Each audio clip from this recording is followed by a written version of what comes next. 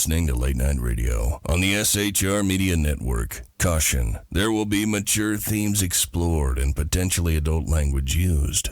If conservatarian words, phrases, certain concepts, or rhetoric offends you, tune out now.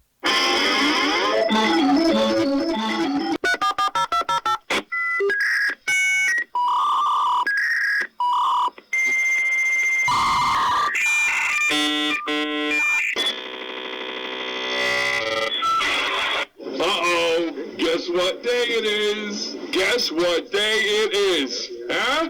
Anybody? Julie, hey, guess what day it is? Oh, come on, I know you can hear me. Mike. What day is it, Mike? You magnificent bastard, I read your book. I drink your milkshake.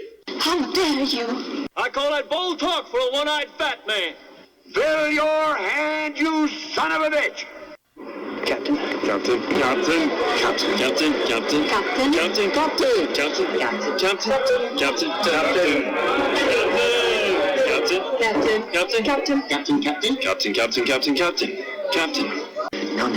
No, not yet. Don't pass out on me yet. Terrain. Pull up. I would remind you that extremism in the defense of liberty is no vice. And let me remind you also that moderation in the pursuit of justice is no virtue. Of course you realize this means war. I have come here to chew bubblegum and kick ass. And I'm all out of bubblegum.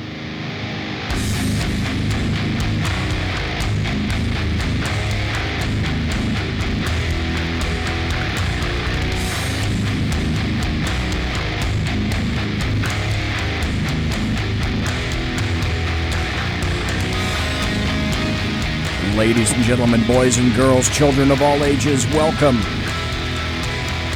to the bloviating Zeppelin's Berserk Bobcat Saloon radio show, live and direct from the sumptuous, resplendent, and palatial SHR Media Studios. You got a belly up to the bar, we've kept your seat, and it's great to see you back. Tonight is Thursday, January 16th, the year of our Lord 2020. Kelly is going to be your bartendress tonight. She pours for the best of them, and the lava lamp is in fact lighted to my right, your left, indicating you can listen to the show and get into the chat room at shrmedia.com. Nowhere else lays the chat room. And you can watch the show on the SHR Media Facebook page and YouTube channel. We don't water our drinks just like we don't water our conversation, politics, religion, crime, culture, economics, race, sex, science, law. We talk about it all here at the Saloon. Nothing is sacred. The speech is free, but the booze is not. All we ask is one simple thing, really. Flush the damn toilet, jiggle the handle, and don't forget to tip your waitress.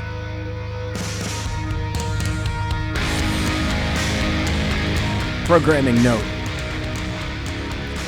Got a great month coming up. I'll tell you about that a little bit later. Tonight, we have thriller and Western author Terrence McCauley in the Saloon. Then in the second hour, you would expect no less. Happy stories, good times, and tons and tons and tons, metric tons of buttery political goodness, and you heard it here first for 2020. Coming up, as I indicated, next week I've got Leo Dunson, who is running for the Nevada 4th District in Congress. And then I've also got Steve Kirby, who is an author about Islam. He's coming up on Tuesday. And then I'm not sure exactly what day I'm going to be speaking to. I don't have I haven't recorded it yet, and he doesn't want to go live. So I will be also speaking a little bit later on with cop author Joseph Wambaugh. and he's coming up a little bit later this month. But that's then. This is now. And in terms of now, ladies and gentlemen, I'd like to welcome back, I think this is the 5th time, thriller writer Terrence McCauley, author of 11 books. I may have that wrong. I think I counted correctly. Published by Paulus Books and also recently by Pinnacle Books. Now, I spoke to Terrence originally on August 9th of 2017, December of 2017, twice, I believe, in 2019. We talked about his release of A Murder of Crows. We got to know Terrence a little bit about his background, his history as being a proud native of the Bronx in New York City. So, Terrence McCauley, welcome to the Saloon again, sir. Thank you very much, sir. I really appreciate it. It's great being back with you and your audience. And thank you because you hail from the East Coast, from New York. I also want to tell you that it's 11:06 on the right coast. And with anybody that stays up this damn late to speak to me, I always greatly appreciate the time that you take to do that. So thank you again, sir. Oh, of course. No problem at all. I love your show. It's always you always got a lot of great guests and great topics. So I'm glad you always think of it. Thank you. And, we're going to get to so much stuff because you've been busy. Let me see if I've got this right, though. Terrence McCauley, you were born and raised in the Bronx in New York. You spent the first 27 years of your life there. You graduated from Fordham University. You wanted to be an FBI profiler. You changed your major to poli-sci, political science. You had the luxury, unlike myself, of being able to walk to school your entire life. That's worth a lot just right there. You've been working in government most of your life. We'll get into that in a bit. You became a political junkie at the age of 10 when the conventions were starting. And I think back then that was 83, 84. Okay, there we go. 84 when the conventions were starting. Was Mondale of all things, and I do remember this because I try to remember all things Reagan. It was Mondale and Reagan. So you got your political jag kind of early. So politics and history have been pretty much a consistent love of yours, Terrence McCauley, haven't they? Oh, as well as, and movies. I forgot movies. Right. Yep. All of the above. Because when I was around 10, the newspapers here in New York, especially the New York Daily News, they always played up the conventions really big. And they had a cartoonist here who put into graphic format exactly what each convention looked like.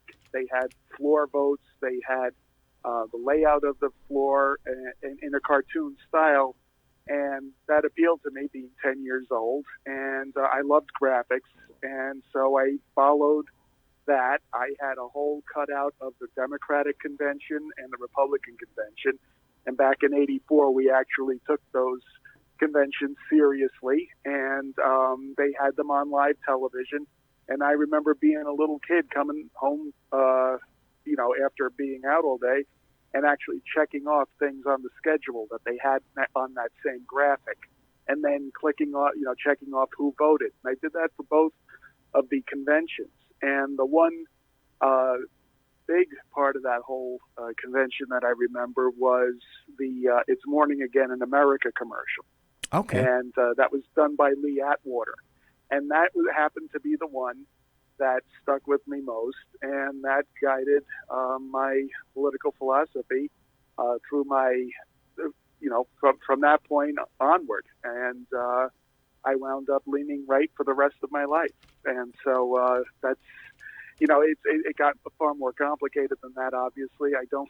I'm 45 now. I don't base my whole life story on a commercial I saw when I was 10 years old. But it's funny how some of those same values and those same messages that I remember from that particular commercial have stuck with me as my positions have evolved. They do stick with you. A lot of stuff that you don't expect to carry through to adulthood from childhood. You can never tell what it is, and it's unique, but you always know its source. Now, you told me originally that you came from a really long line of storytellers and that you also enjoyed drawing. And the reason I remember that is a long time ago in a galaxy far, far away, I wanted to go to the Joe Kubert School of Cartooning, which was way back on the East Coast. I think it may have actually been in New York.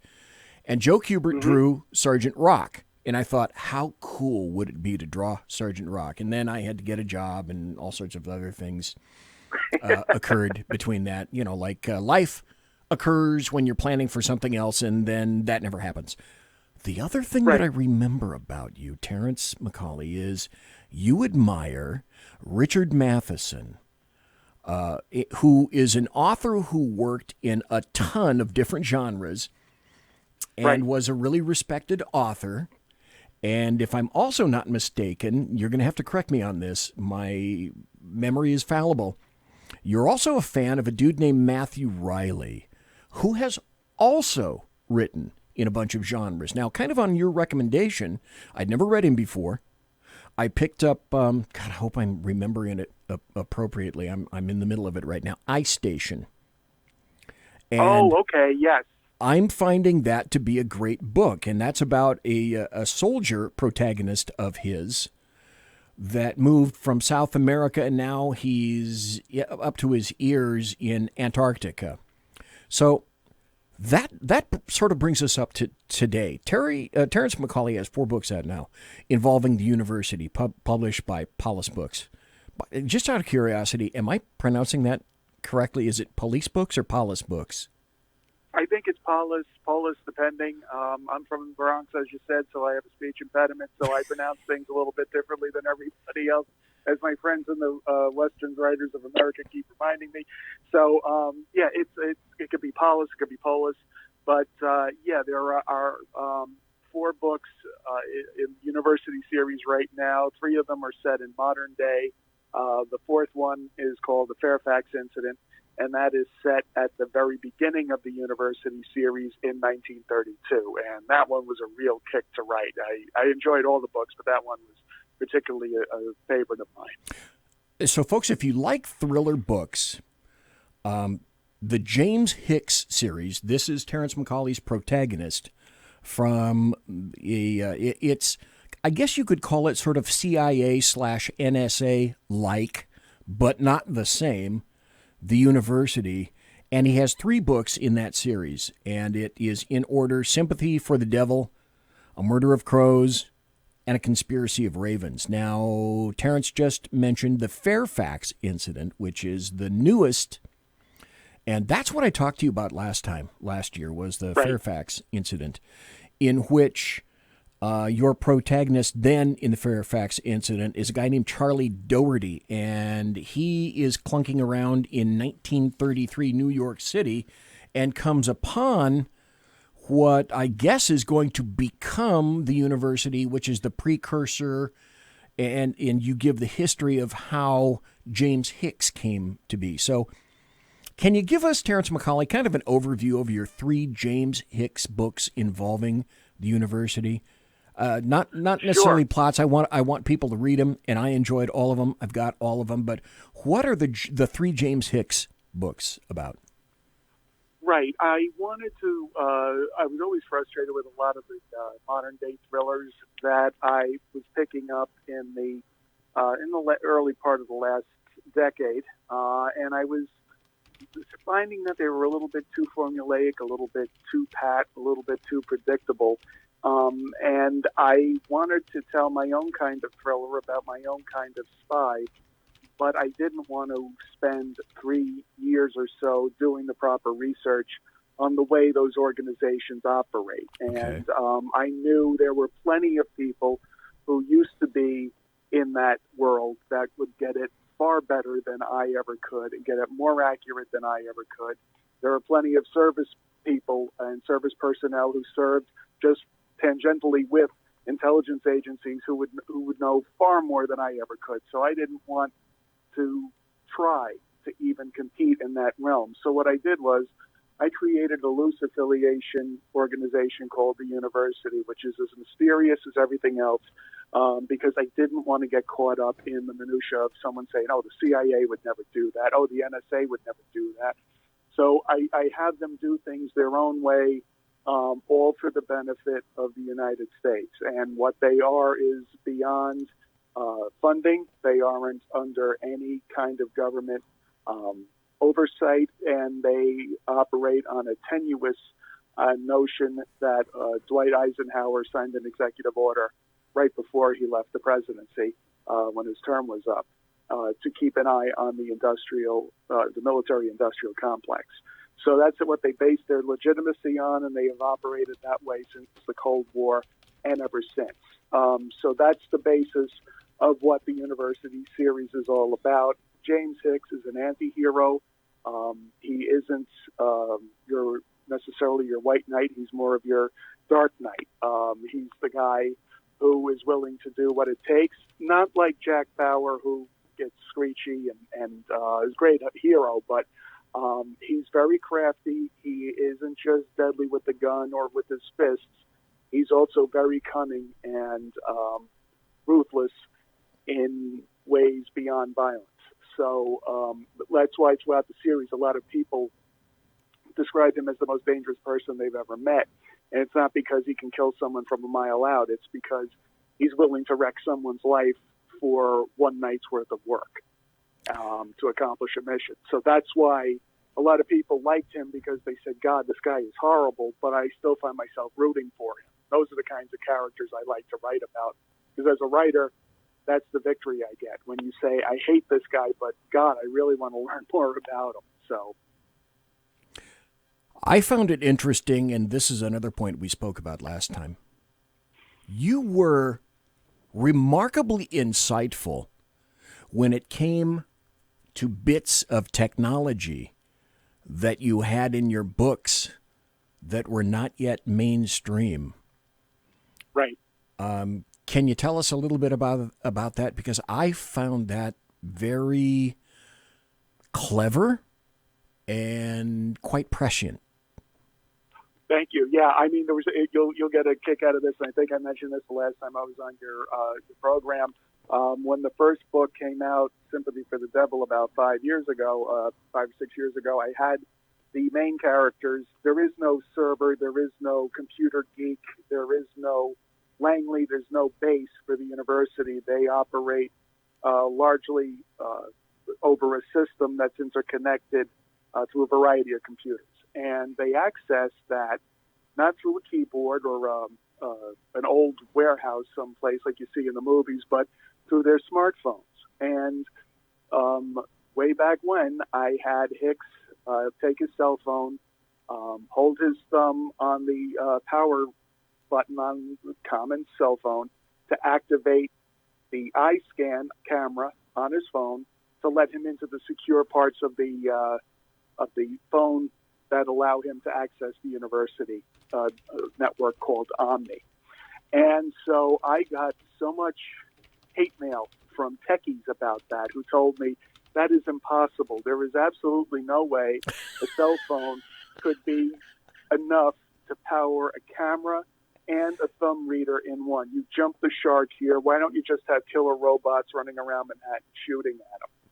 Meanwhile, this was technology that I had read about that was already taking place in Asia, that was commonplace there. And, I know people in the financial services industry, they said, this happens all the time. They're doing it now. And they said, in a couple of years, it's going to be on your Apple laptop. And sure enough, that was what happened. It happened all in time. So a lot of it had to do with paying attention to existing technology, but also I also started writing it around the time of the Edward Snowden leaks. And so I got a chance to, I paid attention to a lot of that.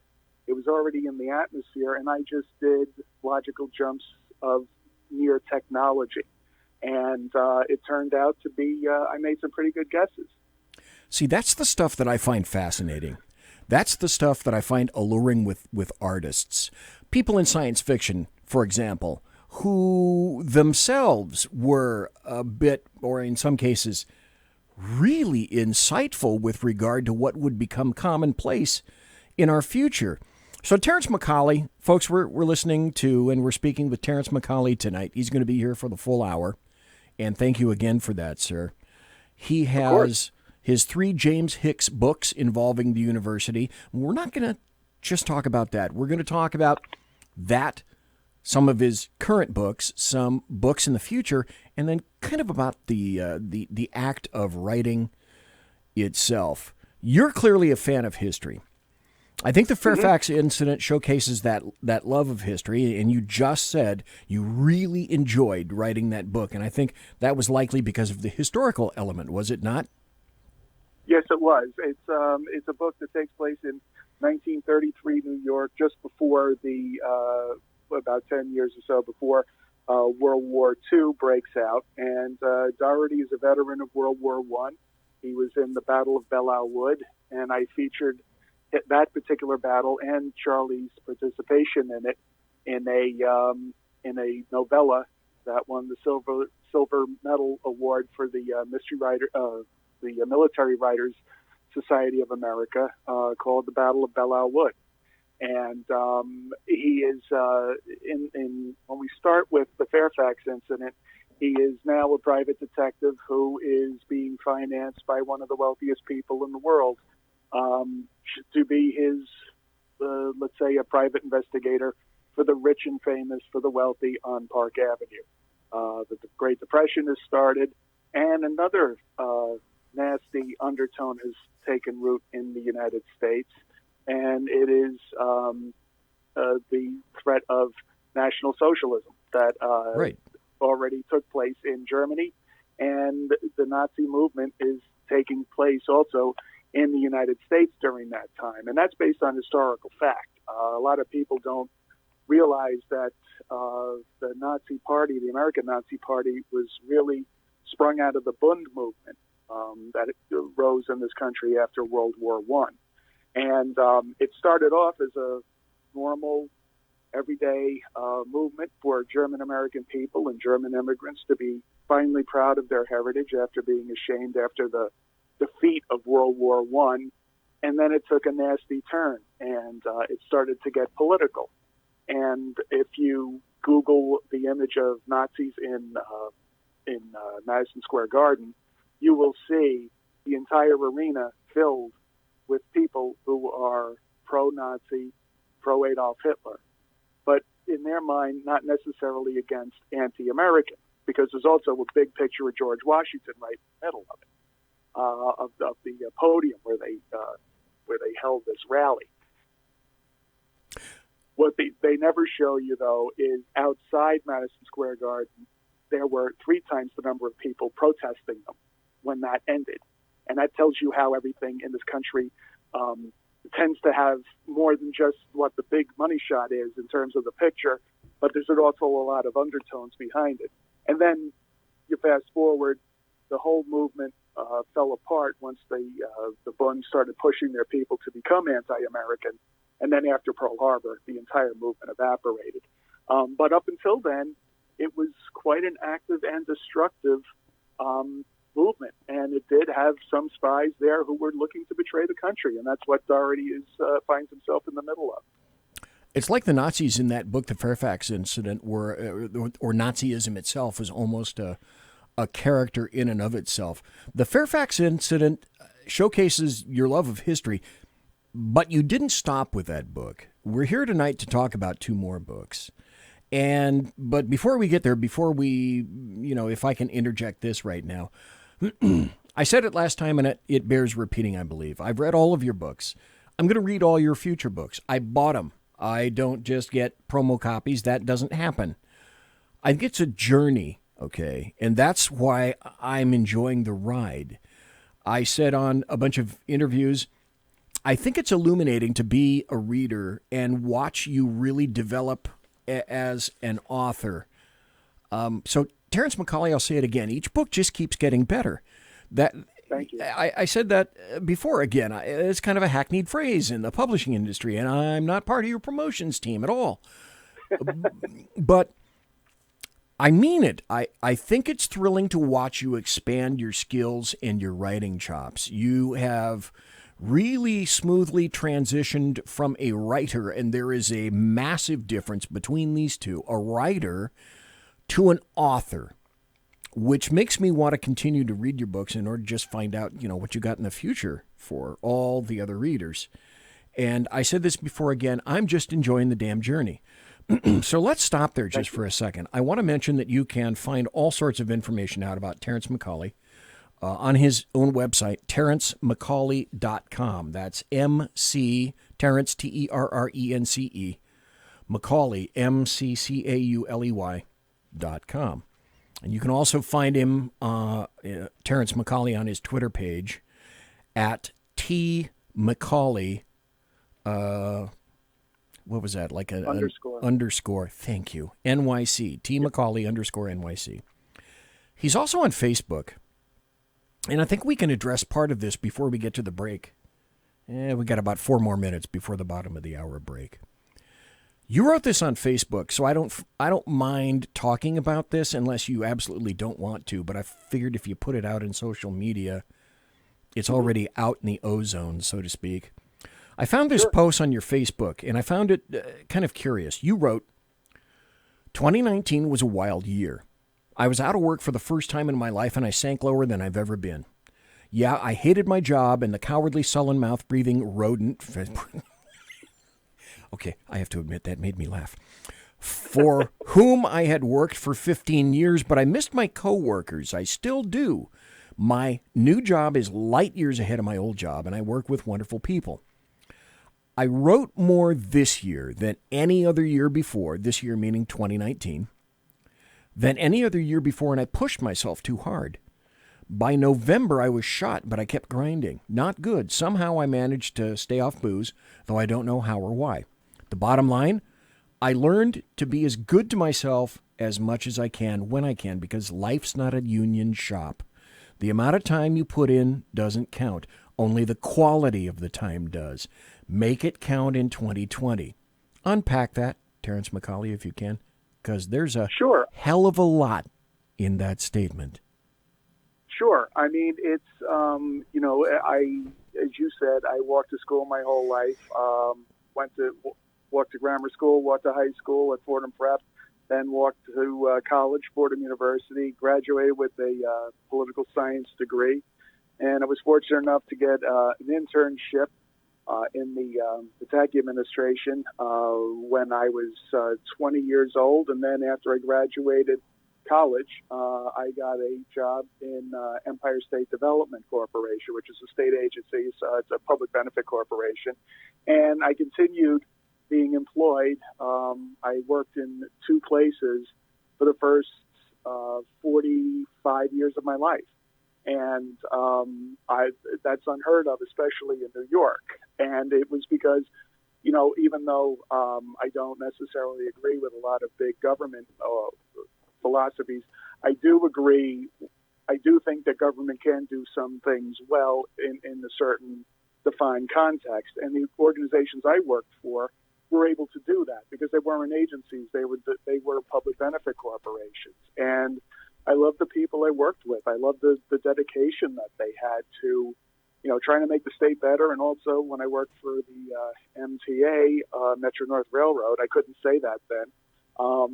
The people who worked overtime, the people who risked their lives during horrible weather, both cold and heat, who survived derailments and saved lives. I mean, it was an honor to be with them. But then I ran afoul of my boss, and I lost my job for the first time. And that was in February of 2019, and it completely floored me. I had never been unemployed in my life since I was a teenager all the way through, and that was a tough adjustment. And I was looking for a job. I had people telling me, you're not a government relations guy, you're a communications guy. And I had communications people saying just the opposite. And no one would believe that I could do both. And then I got a job with another state agency because I met a great person who said, I like you because you can do both. And that's been going on since May. And I was only out of work for 3 months. But in that 3 months, I threw myself into my writing. And I wound up also getting a contract with Random House for 3 more Westerns that are completely unrelated to anything that I've done so far. So I went from the lowest low in my personal life, in my professional life, but then the highest high when I wound up getting a contract with Random House. And it was a complete blur. And that's why I say I did too much, because I just wrote book after book after book. And by the time November rolled around, creatively, I was completely flat. I was grinding metal on metal, and that's not good. My professional life in terms of a job wound up being better than I ever could have dreamed. And I work with phenomenal people with a great mission, and we're going to be doing some great things in the year ahead. And my writing career, has never looked better. But it's important. I learned the importance that whether things are going well or things are going bad, balance is the key, because good and bad happens in streaks. And if you take them too high or too low, you're going to burn yourself out. And you're the most precious resource you have. And it's not Deepak Chopra crap or, salt room nonsense to say you got to take care of yourself. I think that's a perfect end to the first half hour right here. Folks, we got to take a break. We're talking to Terrence McCauley, an author who writes suspense novels. And when we come back, we're going to talk about the new series of novels that he's writing, which does have a bit to do with history. And, of course, he's not stopping there. Conservative media done right. You're listening to the SHR Media Network. For 50 years, I've seen the American people blinded by corrupt politicians, a lapdog media, and deceptive Islam. The one thing the elites fear is one man with a cane. I'm Dave Milner. Join me through Spreaker, iTunes, and SoundCloud, through SHR Media and the Western Free Radio Network, for half a century of experienced perspective on political and social issues, weekly on The Unpleasant Blind Guy. And catch me on Jeff Mitchell's EDL Radio on blogtalkradio.com. There's no surrender, ever. Because truth is not always pleasant. It's your business diva here, Melanie Collette. I am inviting you to a front row seat as I discuss some of the most intriguing details of wealth and finance with today's movers and shakers in the world of business. Listen in and discover financial truths on a global, domestic, and household scale. Uncover topics that will impact your wallet today and in the future. Money Talk with Melanie airs Monday through Friday, 5 p.m. East, 2 p.m. West, right here on SHR Media and High Plains Pundit Talk Radio. You can't afford to miss it. From a public locker inside a dilapidated Long Island rail station comes a show designed to piss off liberals using truth, facts, and ridicule. The Lid Radio Show, featuring the conservative voice from the People's Republic of New York, the Lid himself, Jeff Dunitz. Tune in every Wednesday at 2 p.m. Eastern, 11 a.m. Pacific on the SHR Media Network. Go to shrmedia.com. At Lid Radio, we fight for the truth, justice, and a good kosher T-bone. If you don't listen, Hillary Clinton might sneak into your bedroom in her housecoat late at night and blame you for her election loss. It's the Lid Radio Show with Jeff Dunitz.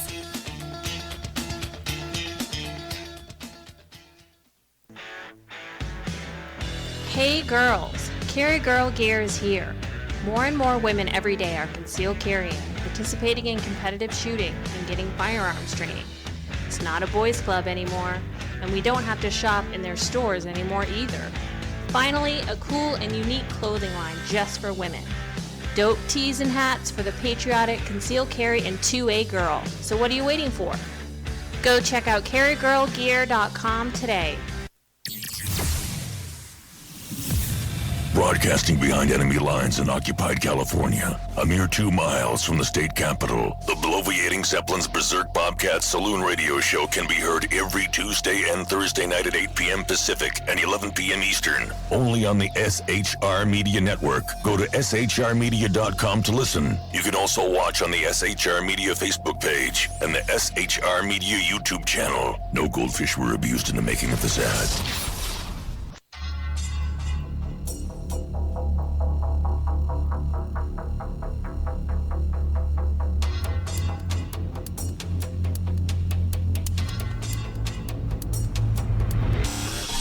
New show on the SHR Media Network, Sackheads Against Tyranny.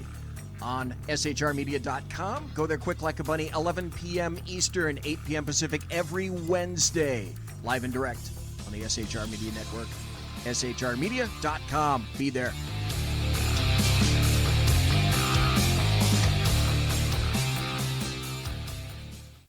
Hey, this is Michael Wright. And I'm Shannon Wright. Join us for The Right Way with Shannon and Mike, Monday through Thursday from 7 to 9 a.m. right here on SHR Media. Why are they joining us? For fun things like sports, politics. Oh, maybe some news and entertainment? And all kinds of other things. Money and recipes and events, all kinds of stuff. Yeah, so join us Monday through Thursday, 7 to 9 a.m. here on shrmedia.com. Conservative media done right. You're listening to the SHR Media Network. Ladies and girls, ladies, shit, screwed that up. Okay, ladies and gentlemen, boys and girls, children of all ages, welcome back to the bloviating Zeppelin's Berserk Bobcat Saloon radio show, live and direct, right here, while I pick a mustache hair off the microphone foam. What's it doing there? Anyway, tonight we're talking to Terrence McCauley, who is a suspense writer and now a Western writer, the likes of which we're going to get into. That was a hell of a statement that you made. Folks need to read the James Hicks series of books. And you wrote, you kind of went back into the history of the university with your book, The Fairfax Incident. Have you another James Hicks book in you, do you believe, Terrence McCauley? Oh, God, yeah. There's no end in sight for James Hicks or for Charlie Doherty or for my first protagonist, Terry Quinn from Prohibition, or any of my characters that I can foresee at this point. I mean, if I hit a roadblock in the current timeline, I can always go back. And I've always got plenty of stories to tell about their past, their future. I don't like to jump too far ahead in the timeline. I like to keep it pretty linear, but going back is always fun, and there's always plenty of opportunity, as long as you're not doing the whole Batman thing where, I mean, Jesus, how many times can we see Bruce Wayne's parents get killed, you know? I mean, I don't intend on ever doing that, but, you know, to keep it interesting, sure. I mean, there's always plenty of material there. The problem is finding a publisher that will be able to market it properly. And Paulus is a great place. You know, the publisher's a good guy, but in terms of the amount of effort it takes to write a book and then not see it marketed properly, it's a little disheartening. So I've got plenty of stories left, and hopefully I'll be able to find a publisher that is willing to take on the series and republish the previous books and continue on with what I've got planned in the future. We'll get into publishing. We'll get into writing. There are a lot of questions. Mike in chat asked, and he said, what's happening with the president right now sounds something similar to a book that might be written by your guest. In the future, now, you haven't really had James Hicks get involved or the university get involved with big politics. You've kind of had them get involved in the politics of the intelligence community. Mm-hmm. Are you thinking anytime in the future about going sort of macro political and involving a presidency, a Senate, a House, anything sort of overarching like that? Or are you going to keep it more tightly focused on intelligence, do you think? I think that there's plenty to be able to say about any kind of, if you're going to do something about modern day politics, sure. I mean, I don't really think I would lump that in with the university series because from a writing standpoint, I limit myself because usually books that are too wedded to the political times don't age very well. Good point. If you read a book like Advise and Consent, great book, wonderful movie, but does it age well? Yeah, if you look at it, from a nonpartisan view, sure, it does. But these days, anything that gets too political on either side, you lose half your audience. If you write something where the president is too like Trump, well, then if you don't make him out to be a buffoon, you lose half your audience. If you make him out to be a competent leader, then you lose half your audience. And, so for me, I don't know. I mean, it's funny that you say that, though. I have been toying with the idea of a story where I don't write about American politics, but I write about what would happen if the British monarchy decided to become more active again.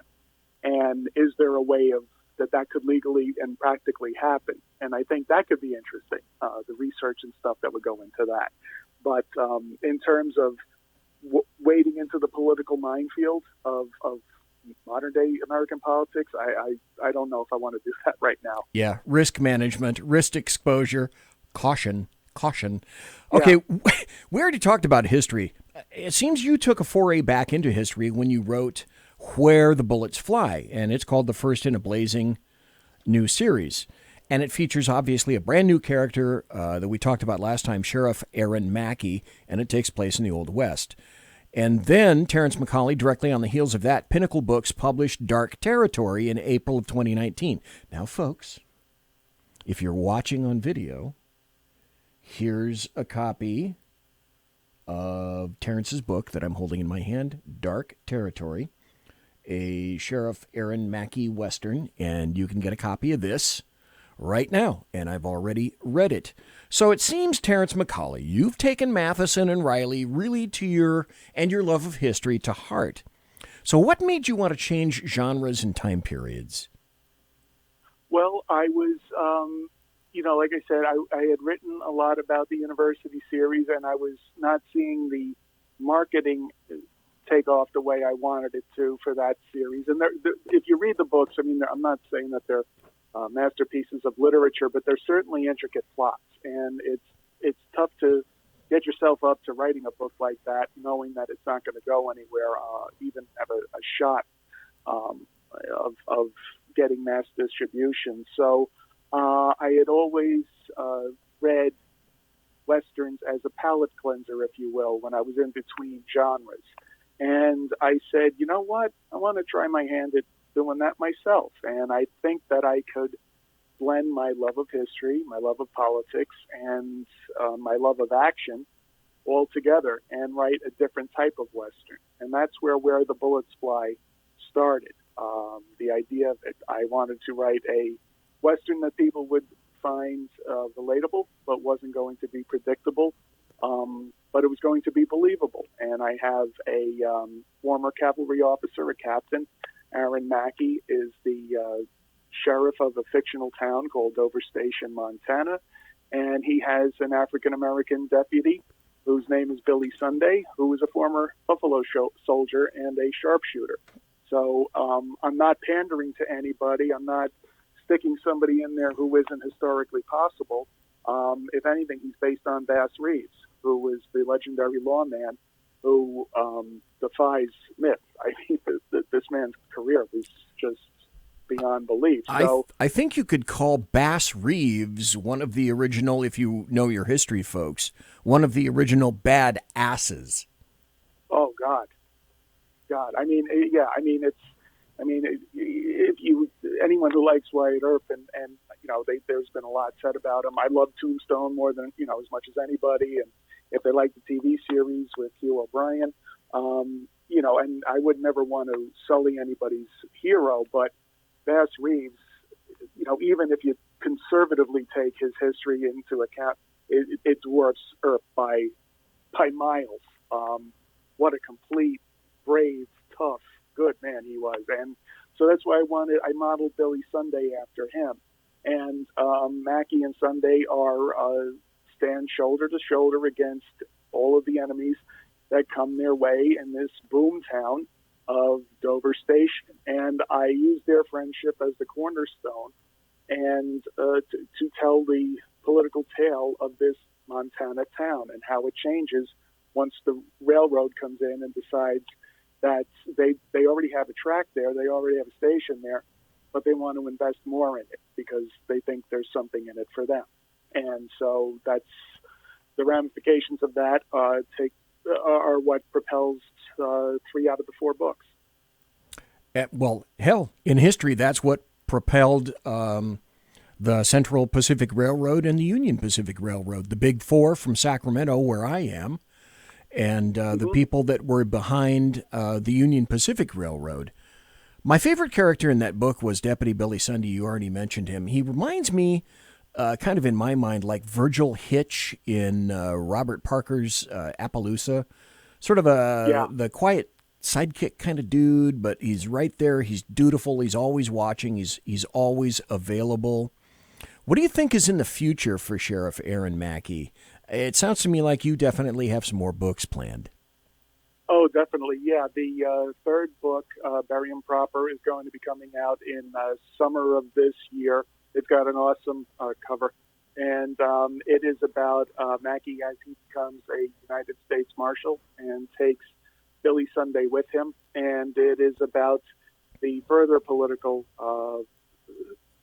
odyssey they have as they become federal lawmen in a territory that is looking at statehood, and how they have to continue to find ways to enforce the law in a complex political environment. And that's what a lot of Westerns don't really get. I mean, they'll talk about the big railroad people who come in and buy up the town, and the weak mayor, and then the sheriff that'll stand against everybody to enforce the law. But that's not the kind of story I want to tell. So while I have some of that in there, the guys who wear the white hats aren't necessarily wearing white hats, and the villains always have a point of view as well.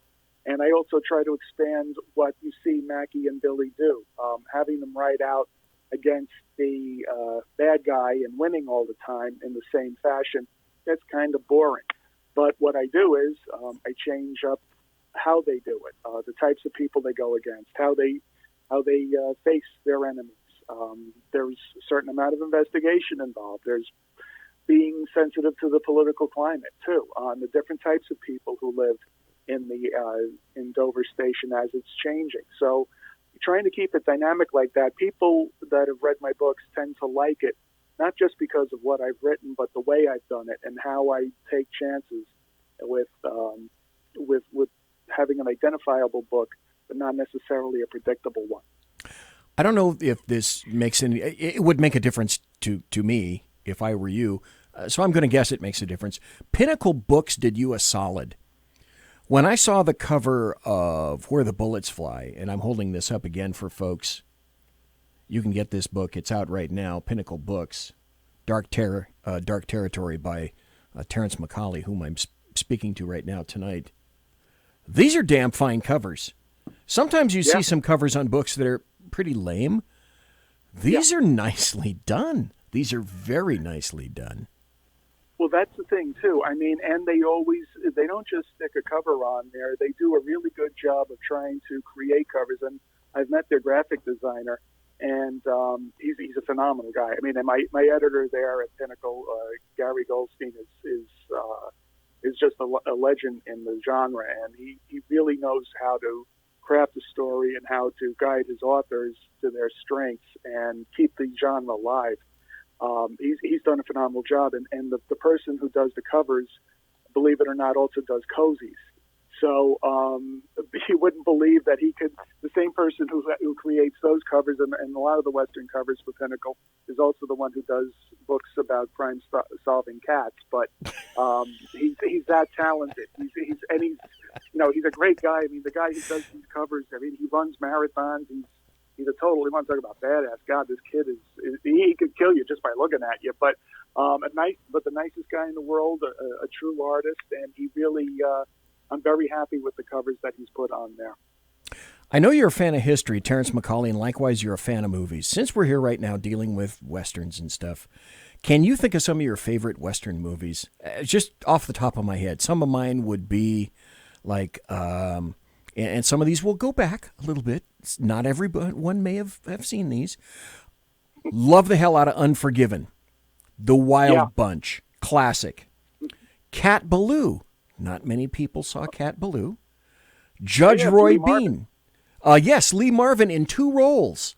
Lee Marvin was, well, I think he got an Oscar for that, and I can see why. Great roles. Yep. Judge Roy Bean with Paul Newman. The Long Riders with all the brothers, all the acting brothers together. Now, Keaches. I got to ask you this. Of the, we were talking about Doc Holliday, and of the 2 movies, the one with Kevin Costner, I think, came out first. I like the one with. I like Tombstone. I like Tombstone better because it had Val Kilmer as Doc Holliday, and Val Kilmer as Doc Holliday killed it. What a great role for him.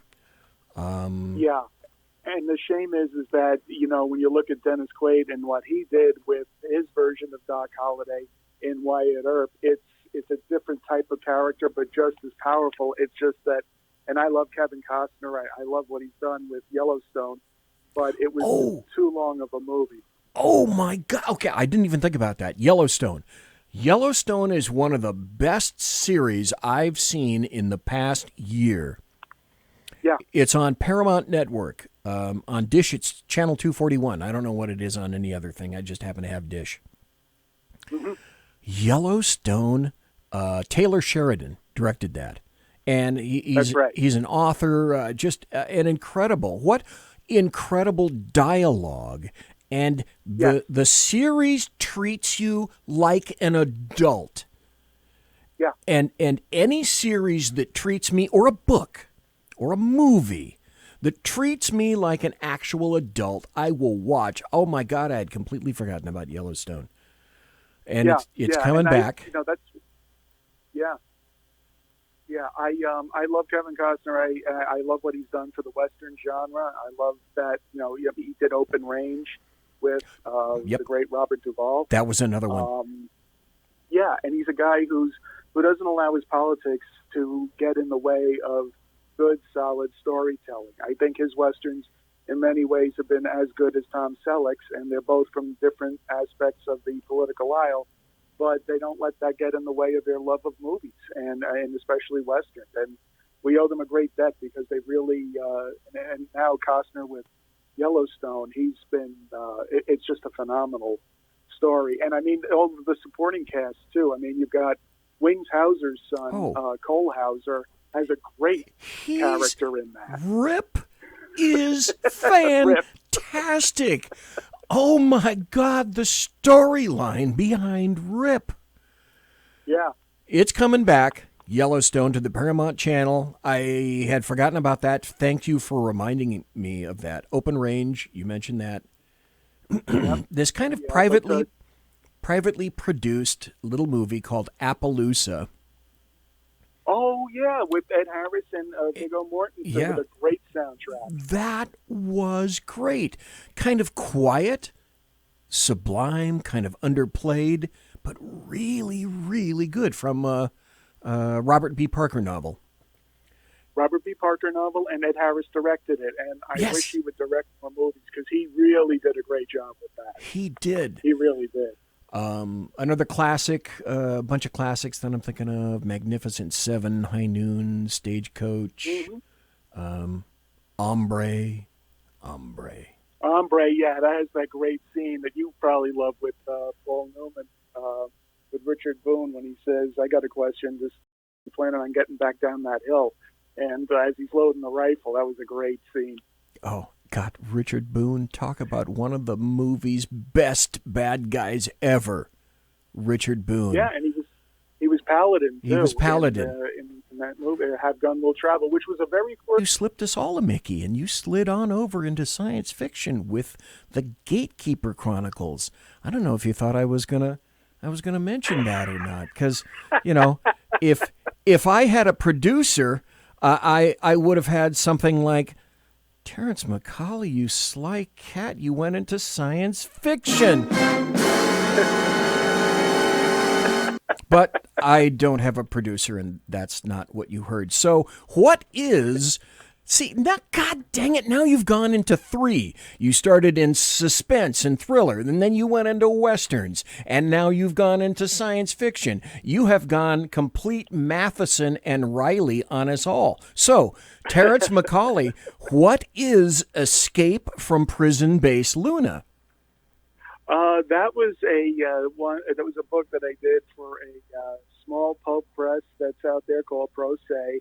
And I wrote it a while ago, and I had a science fiction idea in me, which was not the idealized version of Star Trek or the mythos of Star Wars. I wanted to do something that was a little bit closer to home for me, which was like a little bit more of a space western, a little bit more of a anti-hero, and it's about a United Space Marshal who is flying on patrol near a Stargate at the moon, which has fallen into disrepair. People have lost their love of the colony that was on the moon, and now the only thing that's there is pretty much a prison base, and everyone has abandoned that for life on Mars. And that's where the U.S. Marshal, Space Marshal, wants to be, but he's stuck monitoring this one particular Stargate, and someone tries to run the Stargate, and he finds himself having to land on Luna to get a new ship to be able to chase them through the Stargate. And he has to go through the prison from one end to the other to get to that ship, and the people he's chasing let loose the prisoners, and they try to stop him from getting to that ship. So it's it's got a little bit of everything in it, and it's a novella. There are 2 of them, and it was a lot of fun to write, and I'd be open to revisiting it again once I'm through with my Western obligations. The next, let's see, what time do I have? I got 2 more minutes before the top of the hour break. So sure. I'm going to pull on you what I pull on some other people. I'm just really involved in the interview and whatnot. Would you mind hanging over for a couple of minutes after the top of the hour break? Because I still have some questions. Would that be okay with you? I'd love to. Okay. That'd be great to me. Great. Okay, so the next obvious question is, knowing that, you sly dog, what other genres do you have waiting in the wings? Or what are you thinking? Are you thinking other genres? Just curious. Sure. Should I answer that now or wait till after the top of the hour? We got 2 more minutes. Okay, great. Well, I plan on, I'd love to do horror. That's something that I've been toying around with. I just read Anno Dracula for the first time. I know it came out like 25, 30 years ago, but it completely blew my mind. Okay. It is a retelling. I'm going to write that down. What did you say? Anno, A-N-N-O, Dracula? Anno Dracula. Okay, who wrote that? And it is a British author. I don't know the name, and I know a lot of your listeners are probably cursing me right now, but it was the first time I read them, and I had never heard of them before. Like I said, the book came out 20, 30 years ago. I was never a big horror reader, but it is a retelling of Dracula, and it takes place after the Dracula story that we all know, and it's what happens if he survived and he overcomes the people who tried to kill him. And he actually turns Queen Victoria into his slave, and he becomes the prince consort of Victorian England. And it is filled with characters from popular literature from that era and have been written since about that era. And what a kick that book was. Okay, I found it. Anno Dracula by Kim Newman. And let's see, 1992 was a publishing date. It says it's horror and alternate history. So somehow, Terrence McCauley, after going where we went tonight for the first hour, somehow I sensed that you did have another genre in you, and you didn't fail. You didn't fail me. You do. Folks, we're going to be right back. We're talking to Terrence McCauley, suspense author, Western author, science fiction author, potentially soon to be a horror author. Don't go away. Conservative media done right.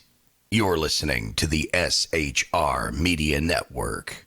From a public locker inside a dilapidated Long Island rail station comes a show designed to piss off liberals using truth, facts, and ridicule. The Lid Radio Show, featuring the conservative voice from the People's Republic of New York, the Lid himself, Jeff Dunitz.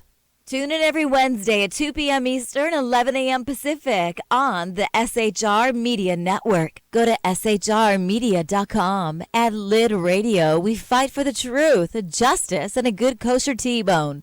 If you don't listen, Hillary Clinton might sneak into your bedroom in her housecoat late at night and blame you for her election loss. It's the Lid Radio Show with Jeff Dunitz.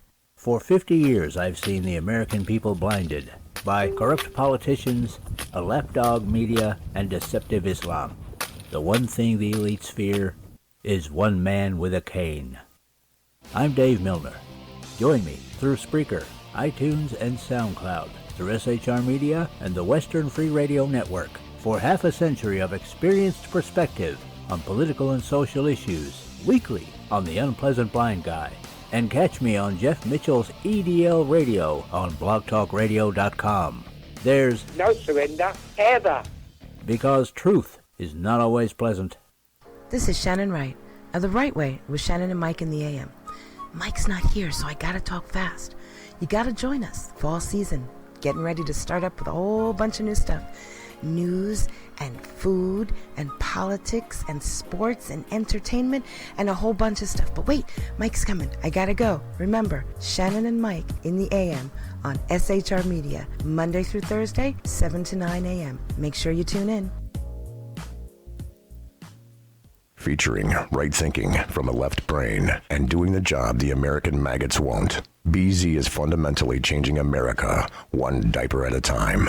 Just when safety pin manufacturers are running out of metal for the diapers of the leftists, where the speech is free, but the drinks are not. The Bloviating Zeppelin's Berserk Bobcat Saloon can be heard every Tuesday and Thursday night, commencing at 11 p.m. Eastern and 8 p.m. Pacific, where pushback is a requisite art form in and of itself. Let your ossicles be truly liberated when you listen to the Bloviating Zeppelin's Berserk Bobcat Saloon, only on SHR Media Network. No ferrets were harmed in the making of this ad.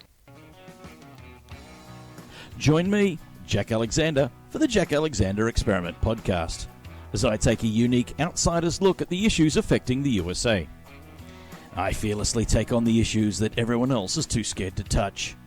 The Jack Alexander Experiment podcast is available wherever good podcasts can be found, like Spreaker, iHeartRadio, and Google Podcast. The Jack Alexander Experiment, because it's not a matter of left versus right, it's a matter of right versus wrong. It's your business diva here, Melanie Collette. I am inviting you to a front row seat as I discuss some of the most intriguing details of wealth and finance with today's movers and shakers in the world of business. Listen in and discover financial truths on a global, domestic, and household scale. Uncover topics that will impact your wallet today and in the future. Money Talk with Melanie airs Monday through Friday, 5 p.m. East, 2 p.m. West, right here on SHR Media and High Plains Pundit Talk Radio. You can't afford to miss it. Featuring the effervescent contrarian Sackheads Clint, plus the unrestrained bulbosity of BZ, the Sackheads Against Tyranny is a real chat show. Doubling your late-night conservative talk show pleasure with double the hosts, you can listen every Wednesday night at 8 p.m. Pacific, 11 p.m. Eastern. Please note, some contents may have settled during shipping. Member FDIC, batteries not included, warranty voided Montenegro. Conservative media done right. You're listening to the SHR Media Network. Ladies and gentlemen, boys and girls, children of all ages, welcome back to the Bloviating Zeppelin's Berserk Bobcat Saloon radio show, where I am broadcasting live and direct 2 miles east of the veritable Bill Mill, the locus of evil on the entire left coast, the Capitol building in Sacramento, California, at 10th and L Streets, where late at night you can audibly hear the death of common sense. And when I leave that door right over there, I'll walk outside and I can smell the odoriferous stench of sulfur and brimstone emanating from that evil structure within. Tonight, we have Terrence McCauley, author Terrence McCauley, who has been kind enough to say that he'll stay for a couple more minutes longer. I have a few more questions. Terrence McCauley, you said that you wrote more than ever before in 2019. So I'm curious. Tell us a little bit, if you will, about your writing habits. Kind of like, what's a typical writing day for you? Are you, for example, a morning or an evening writer? I'm an all-day kind of writer. I write when I come home from work. I write on the way to work sometimes on my iPad. I also am a big writer on the weekends. That's when I get a large bulk of my writing done, and I'll do that from whenever I wake up until they call me in for dinner. So with maybe a lunch break in between. So if I'm not careful, I'll just sit there and crank out, 10,000 words a day or so, and that's an awful lot. And that can be too much because. And for me, it's always good to leave a little bit on the table for the very next day when I pick it up. You don't want to ever feel, especially as a writer, that you've done, you put all of your time in, that you met your goal, because then you start becoming sloppy and you get into bad habits. And I haven't hit that yet, and I don't hope to. But this time, I used my unemployment as I went to the well too many times. I wrote too much. I wrote too often, and I never hit writer's block. But the problem is that by the time I started working on the other book for the other series that I'm working on, I didn't hit writer's block. I just ran out of things to say. I told a story that I thought was going to take 80,000 words, and I did it in 60,000. And I said, yeah, I finished it. I don't think it's perfect. I know there's more there, but for the first time in my career, I had just done it, and it felt clean and it felt done. So I had to go back and look at it harder than I ever looked at anything before, and mine it for more material. And that's what I've been doing now. And there's always more you can write. And I've finally gotten back into the kick, but I had written 4 books last year, and that was way too many. God dang, that is prolific. Some writers... Yeah, and it wasn't good in a good way. Oh. I don't recommend it. Okay. I don't recommend it because, sometimes you can have too much of a good thing. And I know for me, I've never been one that really pays attention to daily word count. I care about and not to sound too artistic, but I care more about the quality of the work, and if I'm happy with that, I don't care whether it's 1,000 words or it's 5,000 or 10,000 words. There are people who live by word counts, and that's fine. That's daily word counts. That's how everybody does it differently. But if I know I put in a good day's work, then that's good enough for me. But with this, it was like I was overcompensating for being out of a job and my ego being damaged, and having trouble finding something because no one really believed that I could do more than what they believed I could, equally as well. So it wasn't a good thing for me to be able to do. So I prefer to do maybe 2 books a year, which is still a lot. But for me, I think it's quality control at that point.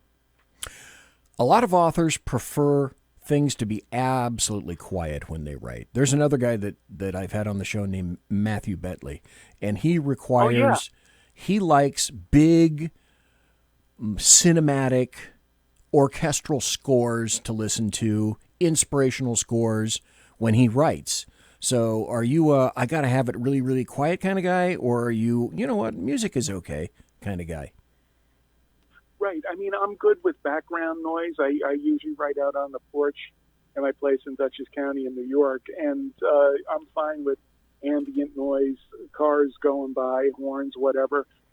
In terms of when I get my inspiration, I'm much like Mr. Bentley when it comes to music, but that's when I'm trying to formulate a scene when I'm not writing, on my way to work, or I've got the earphones in, and then I'm listening to that, but I'm not doing it while I'm writing. And for inspiration, it all depends on the kind of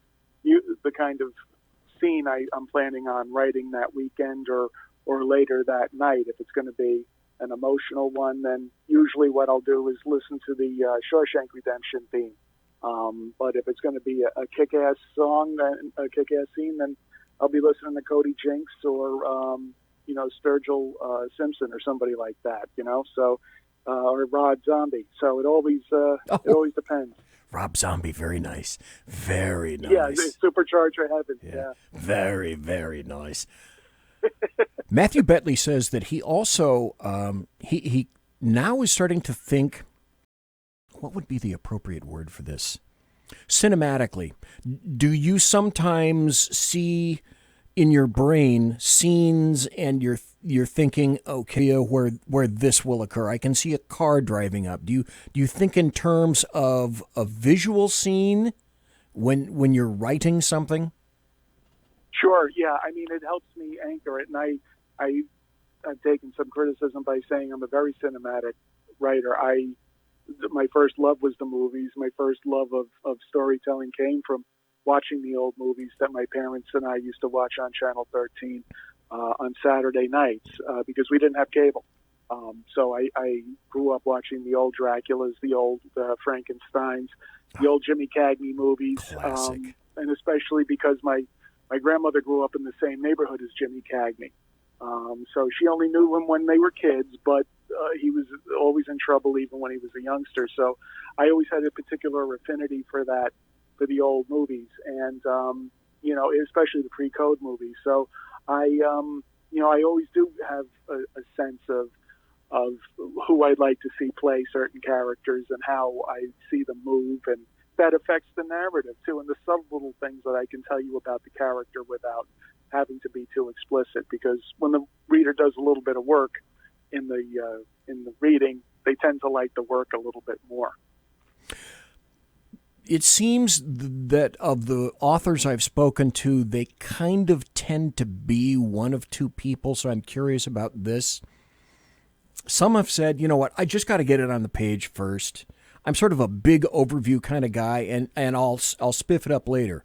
Or are you it's got to be right the first time kind of guy? Are you get it all down and I'll edit later? Or are you, it's got to be as good as it can the first time?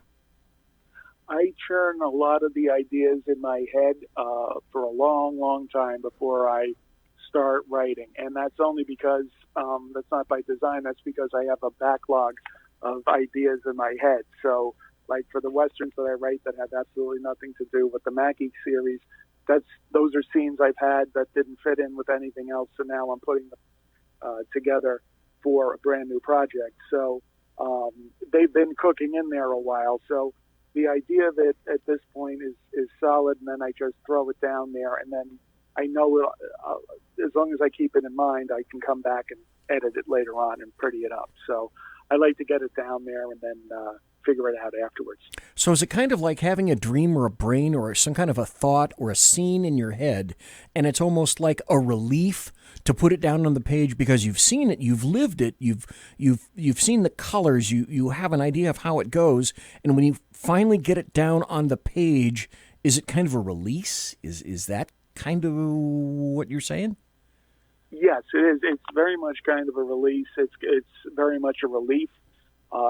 It gets to the point where I've been doing it so long, and other writers could say the same thing, that, when I don't write, I don't feel good. If I don't, especially like for the last couple of weeks, I've had shingles or I had the flu before then, and I wasn't writing as much. And I realized that it wasn't just the cold or the shingles that were bothering me.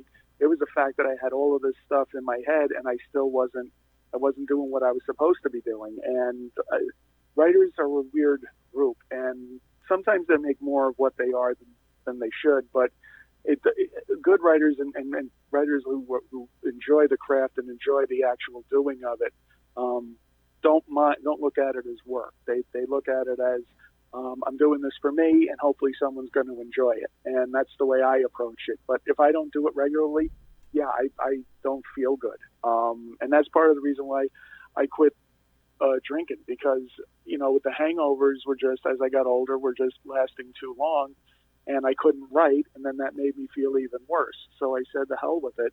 I'll give that up, and went with another drug, which was creating things, and I don't regret the choice. Absolutely brilliant. Let's look back in reflection a little bit. Each writer takes kind of his or her own path. It's taken you a number of years to get to where you are now, and we all sort of learn by trial and error. Is there one thing, or what is the one thing, or maybe a couple of things that you wish that you'd known, or maybe even should have paid attention to more when you first began to write? I think that any time you're going to do something and expect to make money at it, it's important to have a concept of the marketplace. And that's no matter what, whether you're going to become a welder or a forklift operator, or you're going to go into law school, or you're going to become a writer, or you're going to become a pilot in your spare time. I mean, if you're going to make it a hobby, that's one thing. But if you're going to think about becoming a carpenter, for example, and maybe sell your stuff, you have to have an idea of what people are willing to buy and how much money you can conceivably make on it, as opposed to how much effort and cost you're going to have to lay out in terms of time, material, etc. Same thing with writing. I wish that I had a more realistic idea of what the marketplace is all about, because a lot of people get into this business, and one of the big problems I had in my old job was, for example, they saw all of the money that I made from writing, because I worked for the state and I had to file all of that with the ethics commission, and they'd say, well, we think you're lying about how much you made. And I said, well, you can look at my bank statements, you can look at my taxes.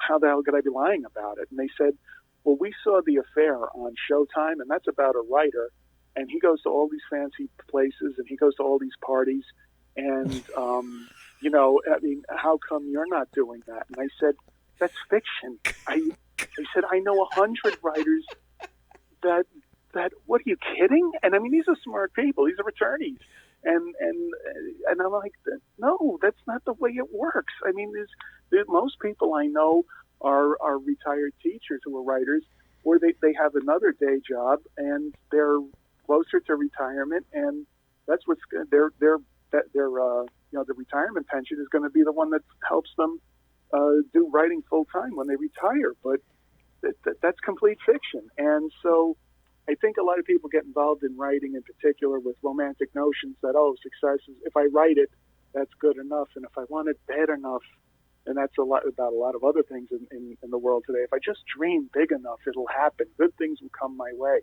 No, sometimes very bad things come your way, and sometimes you just don't quite make it for a variety of reasons. And especially in writing, a lot of writers don't want to change because they believe so much in their product, and they've been told that that's all it takes, when it takes a hell of a lot more than that. You have to be flexible, and you have to be willing to improve.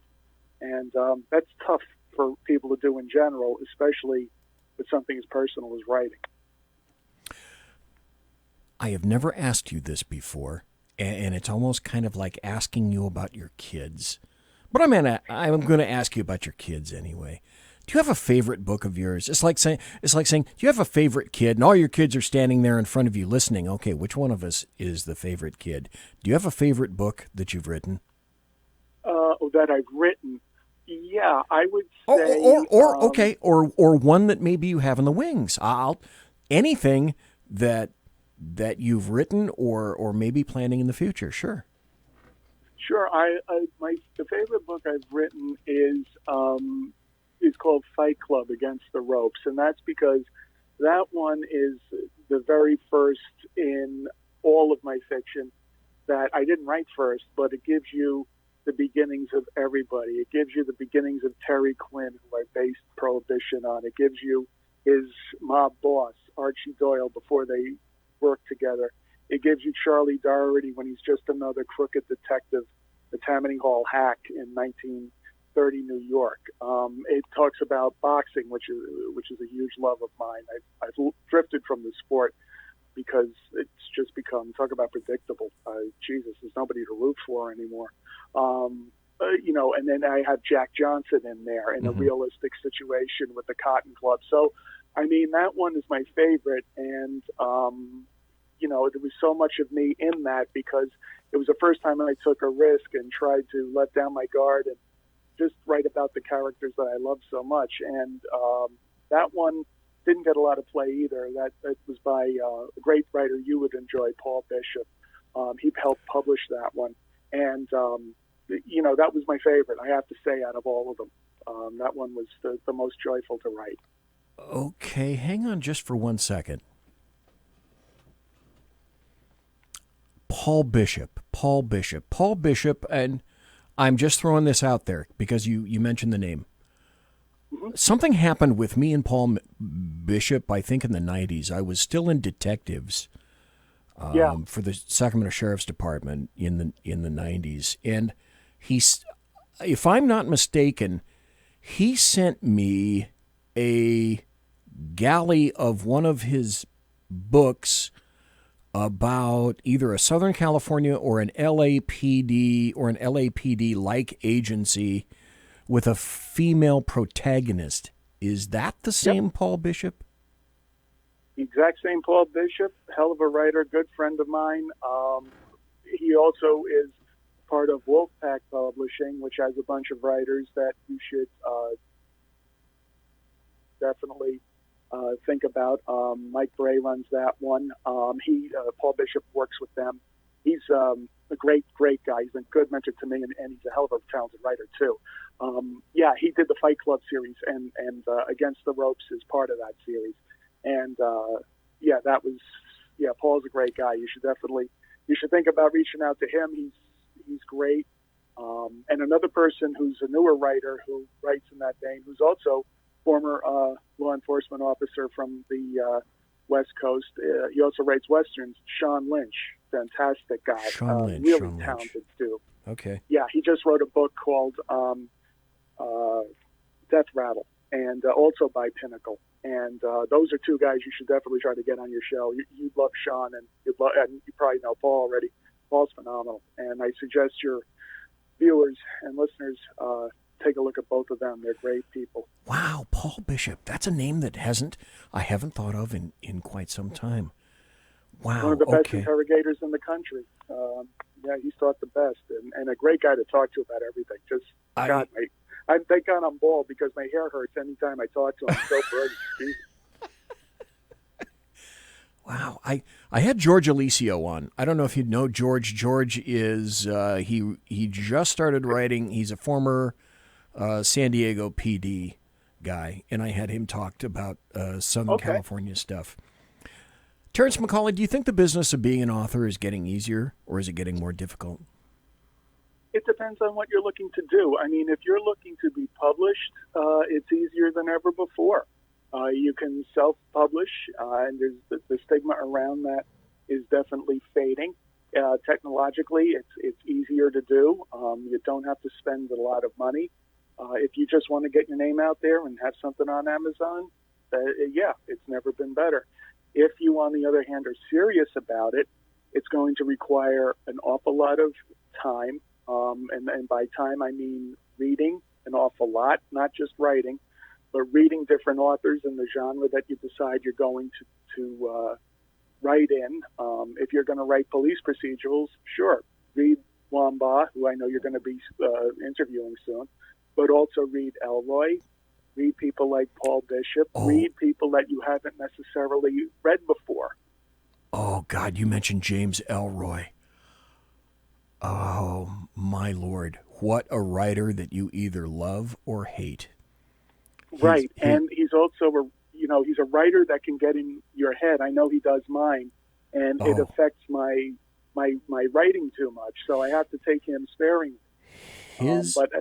His book about the death of the murder of his mother, the Hilliker Curse, was incredible. Here's another. I don't know if you've ever heard of this guy, but he was one weird cat, and I wanted to do an entire hour show on him.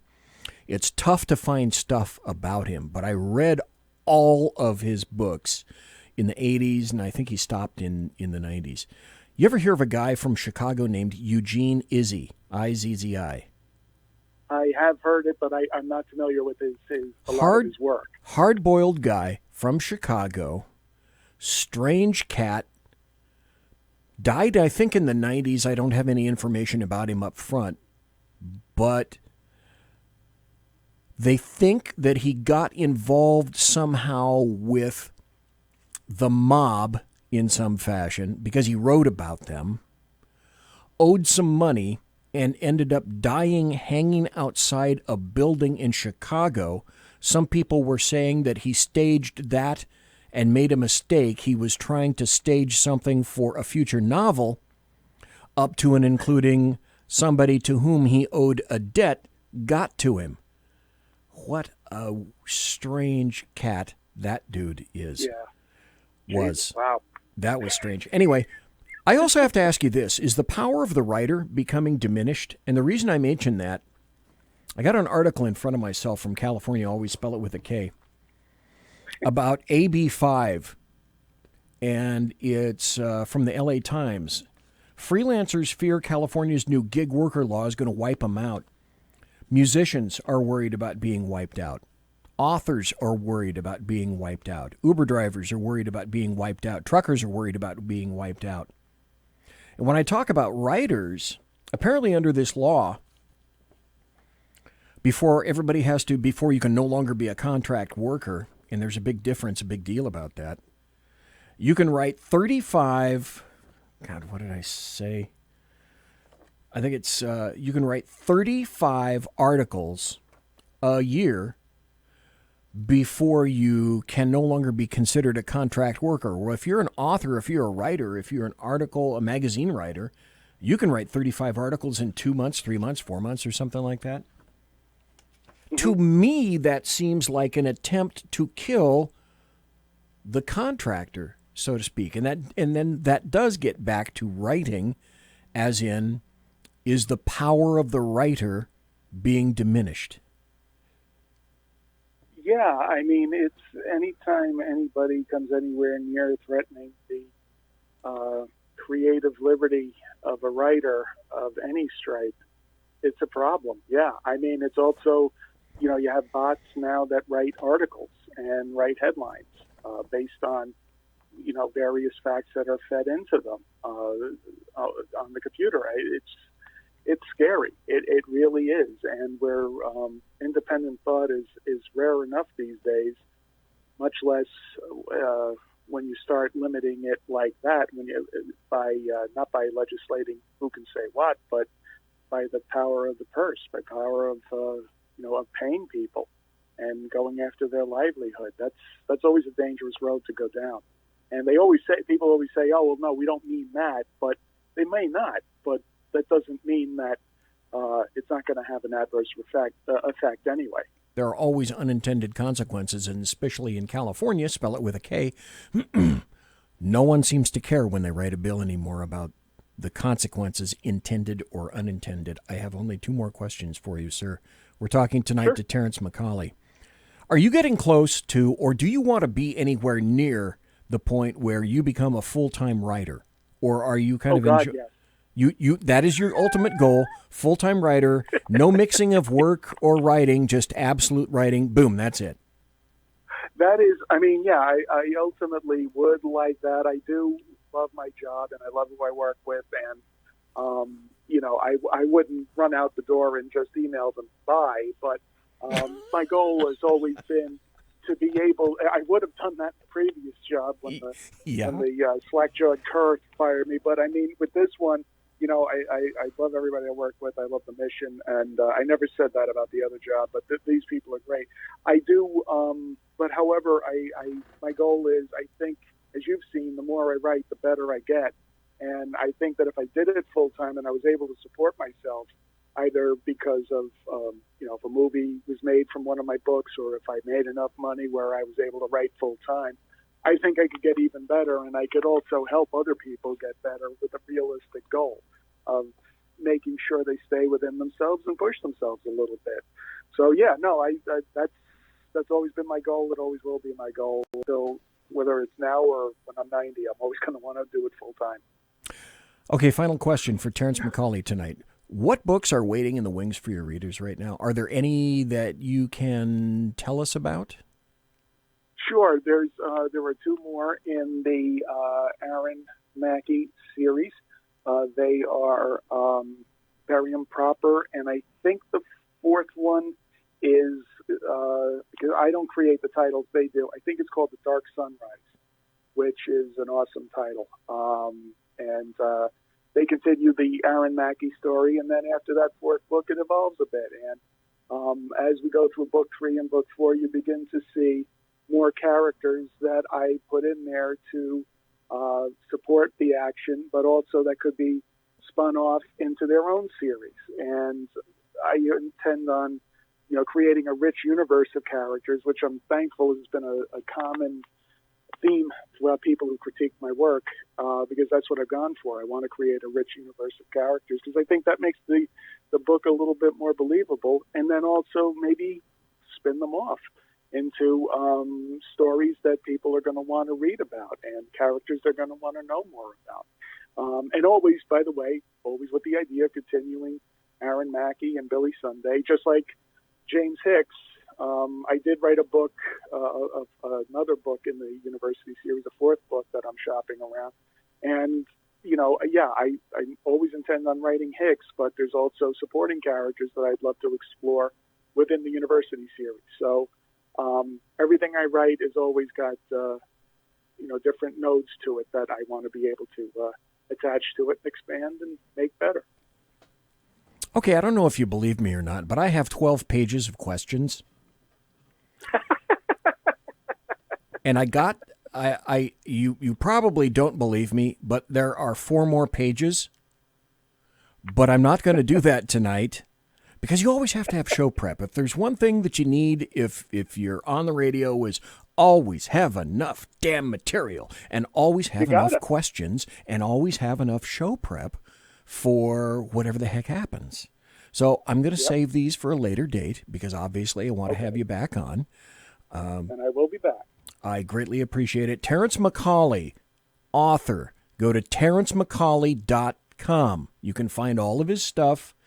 Suspense, thriller writer, Western writer, science fiction writer. I think that's available on Kindle so far, the science fiction stuff? Yeah, Kindle. Yeah, it's available on Kindle. And if anybody does buy my stuff and you read it, if you could just leave a review, it doesn't need to be positive. It could be negative. If you didn't like it, I want to hear that too. But whatever author you like, always leave a review for them because every single review helps with their rating on Amazon. It's very important. So it just has to be a couple of words. Okay. All right. That's good to know. I did not know that. So it's always that's any author. It's Stephen King, anybody that you like. Always leave a review. It helps. Okay. All right. That is very good to know. Thank you, sir. So, Terrence McCauley, thanks for being here tonight in the saloon. I really appreciate it. I almost feel guilty for asking you to stay for another half hour because it's 12:34, folks, on the East Coast right now. As always, Terrence McCauley, it is a unique pleasure to have you back in the saloon. You are always invited back to comment about books or writing, and maybe one day I'd like to talk about somebody else's books or your favorite books or movies or something like that. We can talk about books or writing or cigars or New York City or politics or hubcaps or, like I said one time, bad tortellini or anything else that happens to cross your mind. So, Terrence McCauley, thank you, sir, so very kindly for your time. Take care and be safe, my friend. Thank you, sir. You too. Thank you very much. Talk to you soon. Terrence McCauley, we're going to be right back after this. Conservative media done right. You're listening to the SHR Media Network. From a public locker inside a dilapidated Long Island rail station comes a show designed to piss off liberals using truth, facts, and ridicule. The Lid Radio Show, featuring the conservative voice from the People's Republic of New York, the Lid himself, Jeff Dunitz. Tune in every Wednesday at 2 p.m. Eastern, 11 a.m. Pacific on the SHR Media Network. Go to shrmedia.com. At Lid Radio, we fight for the truth, justice, and a good kosher T-bone. If you don't listen, Hillary Clinton might sneak into your bedroom in her housecoat late at night and blame you for her election loss. It's the Lid Radio Show with Jeff Dunitz. For 50 years, I've seen the American people blinded by corrupt politicians, a lapdog media, and deceptive Islam. The one thing the elites fear is one man with a cane. I'm Dave Milner. Join me through Spreaker, iTunes, and SoundCloud, through SHR Media and the Western Free Radio Network, for half a century of experienced perspective on political and social issues, weekly on The Unpleasant Blind Guy. And catch me on Jeff Mitchell's EDL Radio on blogtalkradio.com. There's no surrender, ever. Because truth is not always pleasant. This is Shannon Wright of The Right Way with Shannon and Mike in the AM. Mike's not here, so I gotta talk fast. You gotta join us. Fall season. Getting ready to start up with a whole bunch of new stuff. News and food and politics and sports and entertainment and a whole bunch of stuff. But wait, Mike's coming. I gotta go. Remember, Shannon and Mike in the AM on SHR Media, Monday through Thursday, 7 to 9 a.m. Make sure you tune in. Featuring right thinking from a left brain and doing the job the American maggots won't. BZ is fundamentally changing America, one diaper at a time. Just when safety pin manufacturers are running out of metal for the diapers of the leftists, where the speech is free, but the drinks are not. The bloviating Zeppelin's Berserk Bobcat Saloon can be heard every Tuesday and Thursday night, commencing at 11 p.m. Eastern and 8 p.m. Pacific, where pushback is a requisite art form in and of itself. Let your ossicles be truly liberated when you listen to the bloviating Zeppelin's Berserk Bobcat Saloon, only on SHR Media Network. No ferrets were harmed in the making of this ad. Join me, Jack Alexander, for the Jack Alexander Experiment podcast, as I take a unique outsider's look at the issues affecting the USA. I fearlessly take on the issues that everyone else is too scared to touch. The Jack Alexander Experiment podcast is available wherever good podcasts can be found, like Spreaker, iHeartRadio, and Google Podcast. The Jack Alexander Experiment, because it's not a matter of left versus right, it's a matter of right versus wrong. It's your business diva here, Melanie Collette. I am inviting you to a front row seat as I discuss some of the most intriguing details of wealth and finance with today's movers and shakers in the world of business. Listen in and discover financial truths on a global, domestic, and household scale. Uncover topics that will impact your wallet today and in the future. Money Talk with Melanie airs Monday through Friday, 5 p.m. East, 2 p.m. West, right here on SHR Media and High Plains Pundit Talk Radio. You can't afford to miss it. Featuring the effervescent contrarian sackheads Clint plus the unrestrained bulbosity of BZ, the Sackheads Against Tyranny is a real chat show. Doubling your late-night conservative talk show pleasure with double the hosts, you can listen every Wednesday night at 8 p.m. Pacific, 11 p.m. Eastern. Please note, some contents may have settled during shipping. Member FDIC, batteries not included, warranty voided Montenegro. Conservative media done right. You're listening to the SHR Media Network. Ladies and gentlemen, boys and girls, children of all ages, that was Terrence McCauley in the first hour. Oh, no. Terrence McCauley was here for the first hour and a half. I had him on for 90 minutes. And I will post the information later about where you can find it. You'll be able to find it later after the show concludes. You'll be able to find the video on Periscope. You'll be able to find the video on the SHR Media YouTube channel. You'll be able to find the show on the SHR Media Facebook page. And also, I'll post stuff on Spreaker if you just want to hear it, audio only. I'll be posting stuff on Spreaker as well. So I really appreciate Terrence McCauley coming in. Like I said, coming up this Tuesday night, I have Steve Kirby, who is an author, and he's an expert on Islam and the Middle East. And also coming up, I will be having Mike Fitzpatrick, who has been on Melanie Colette's show. And he is an expert on digital security. And boy, does he have some interesting and kind of shocking stuff to talk about. Some things that will curl your hair, basically. There's a lot of hair curling going on in that world. And then I'll be interviewing, and not live. He doesn't want to go live. I'll be interviewing Joseph Wambaugh, author Joseph Wambaugh, for a later playback sometime this month, not sure exactly when. And I have another Iranian Middle East expert that I'm negotiating with right now, who will be on the show. This is all this month. And then Leo Dunson, the poor guy who is running for Nevada's 4th Congressional District this Tuesday night. The internet tanked here in the Saloon, and he was on, and then he wasn't on. And I'm going to have him back. I'm going to try to have him back next Thursday night. So I sent him a massage from the Swedish Prime Minister, and I'm hoping that he will be able to accept. I've got all my questions written in advance. Yay! So I won't have to do that again. And I think Leo's going to have some great stuff to say. So those are the programming notes coming up for this month.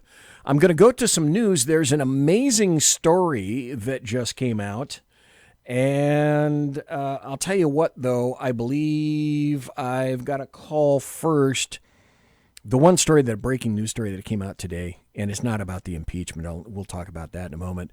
But I think I got a call. Is that you, Michael? Is that you, sir? That would be me, BZ. How are you doing tonight, sir? Oh, I'm doing just fine. Okay. You know, I really enjoy it when you do have these authors on there. You know, and look, I would have called in, but I knew you had all those questions.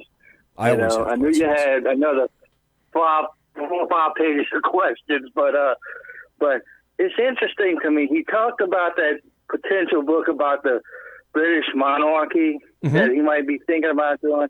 It's always interested me that us here in America are so interested in the British monarchy, even though 200 plus years ago we kicked them to the curb.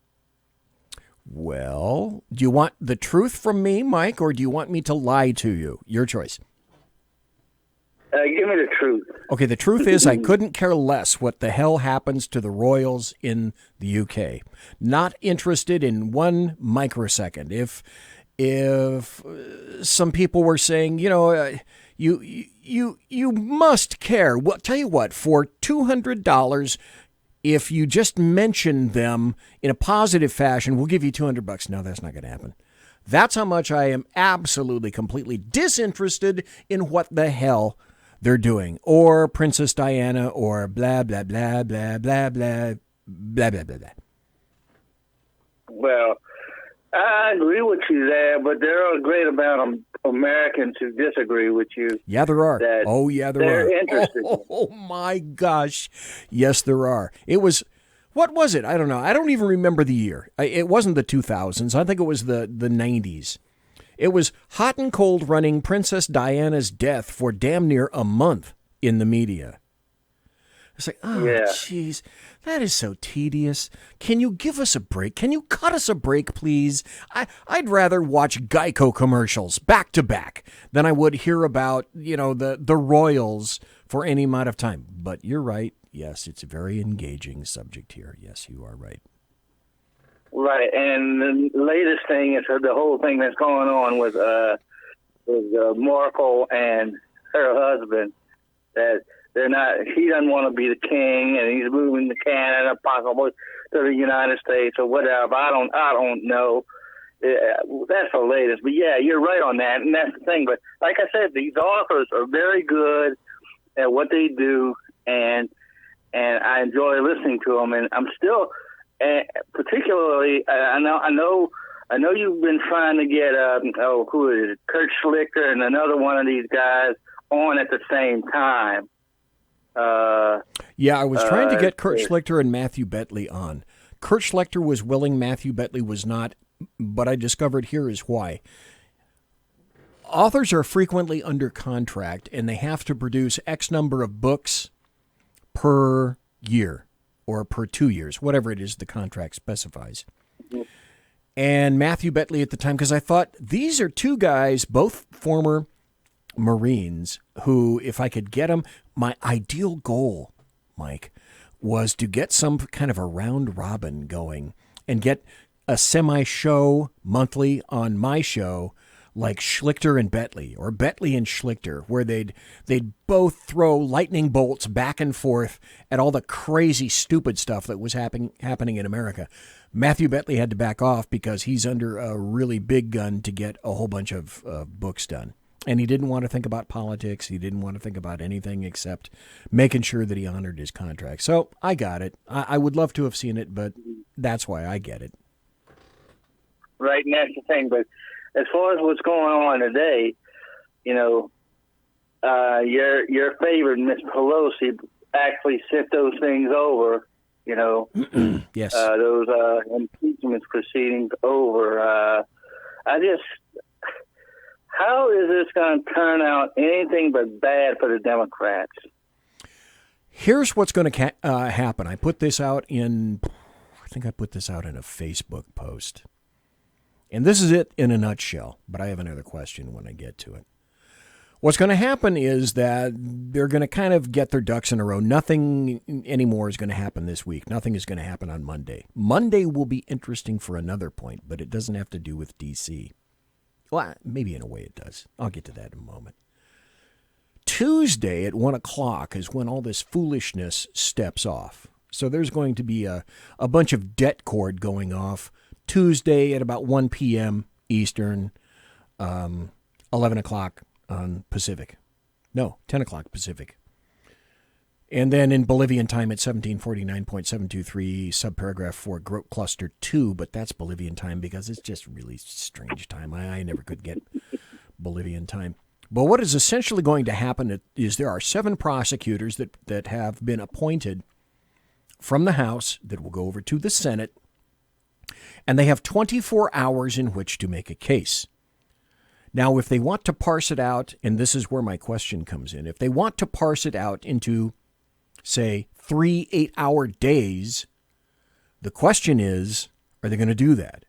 Well, Pelosi delayed handing the impeachment over to the Senate. Technically, President Trump, the OMB, Orange Man, bad guy with a dead orange cat on his head, was not officially impeached until the documents reached the Senate, the likes of which they have occurred today. So now, technically, yes, he has been impeached by the House.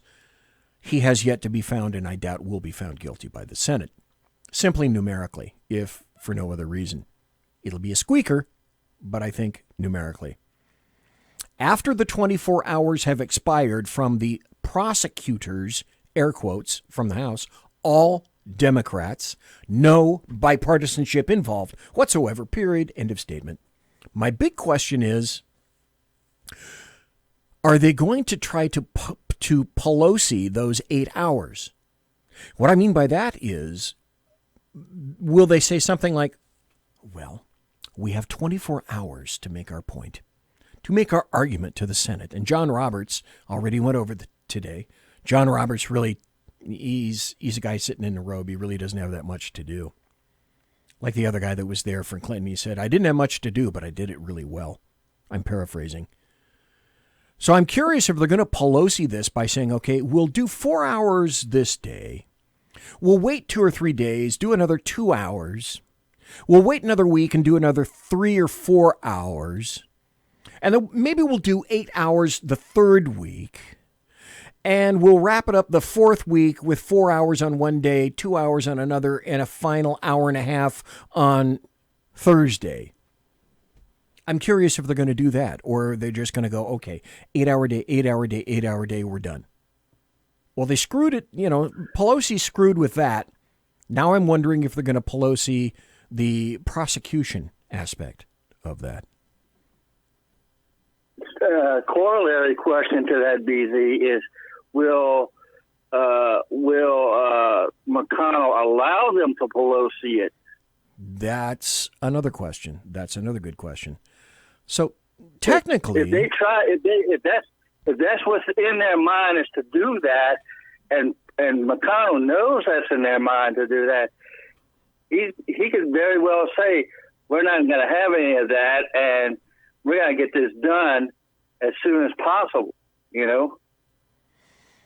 Well, yeah. Or, well, no, I think that's out there. I was going to say, will they just call summary judgment like a court and move on? But no, they're not going to do that. And then finally, the defense, and Trump has his team.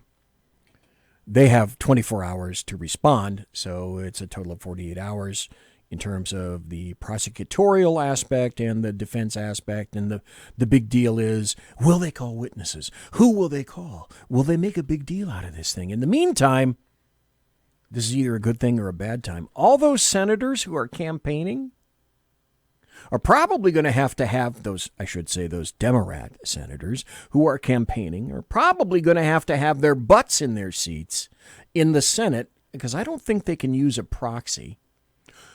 Technically, I'm not sure if they can just go away and continue with their campaigning. Maybe they can have someone sit in their seat. I'm not sure. But the big question is it going to be quick? Are they going to do boom, boom, boom, 3 days? Okay, we're done. Boom, boom, boom, 3 days, and we're done. Or are the Democrats going to try to extend this as much as possible? And the answer is, I don't know. I honestly don't know. Well, the thing with those campaigning Democrats is the fact that they're not going to want to be off the campaign trail. I wouldn't think so. They're in their mind, they want this to be quick so they can get back on the campaign trail. You would think so. You would hope so. I think I've got time for one more story, and this is the one story that I did want to do tonight. And I don't know, folks, I don't know, Mike, if you've heard it or whether anybody has heard it, but it's coming. I first saw this from, let's see, where it is, at Zero Hedge. And this is from a New York Times article that just came out today. And it's essentially a bombshell report that's kind of reminiscent of some of the scoops that the New York Times used to publish during the spring and summer of 2017 when the Mueller probe was in its infancy, except this time, instead of focusing on wrongdoing by President Trump,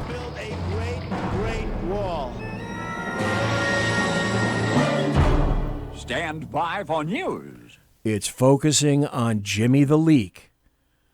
Whoa, isn't that interesting?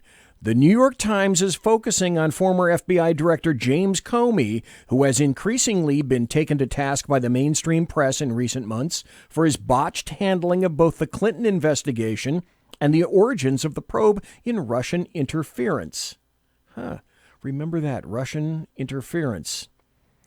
The leak, which involved some classified information about Russian intelligence, surfaced in the Washington Post and the New York Times right around 2017. Comey said that was purposeful, done to ensure a special counsel was appointed against, Donald John Trump.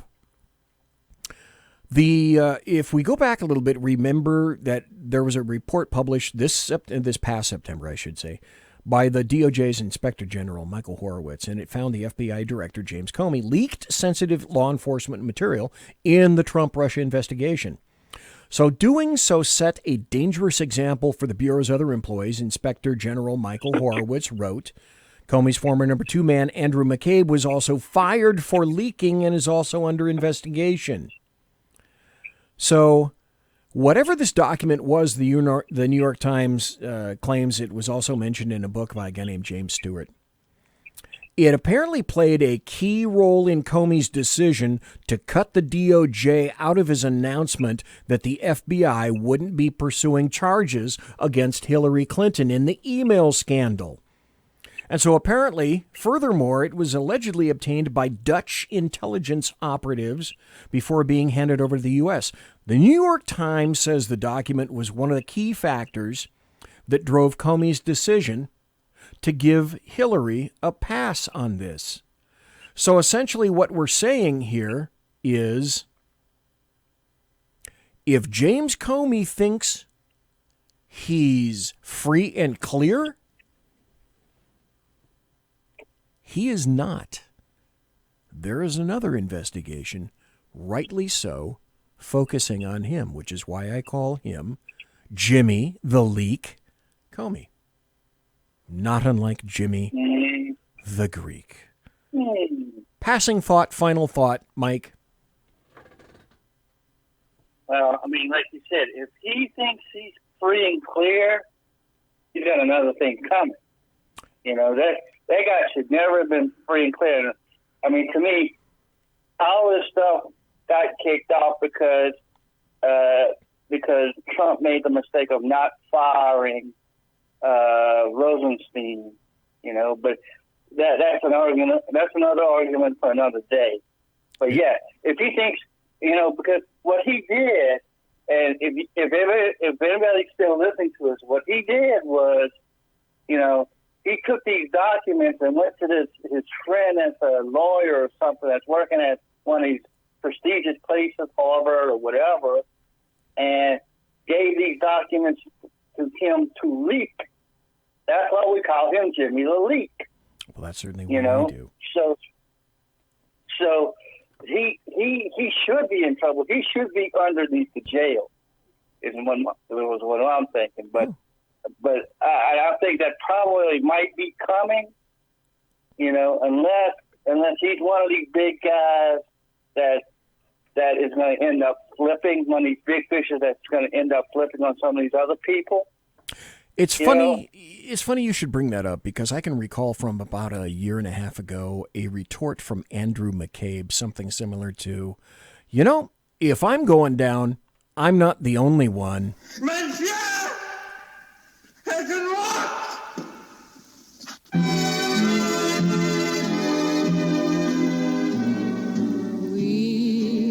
Ladies and gentlemen, boys and girls, children of all ages, thanks for listening to the Bloviating Zeppelin's Berserk Bobcat Saloon radio show, live and direct right here on the SHR Media Network.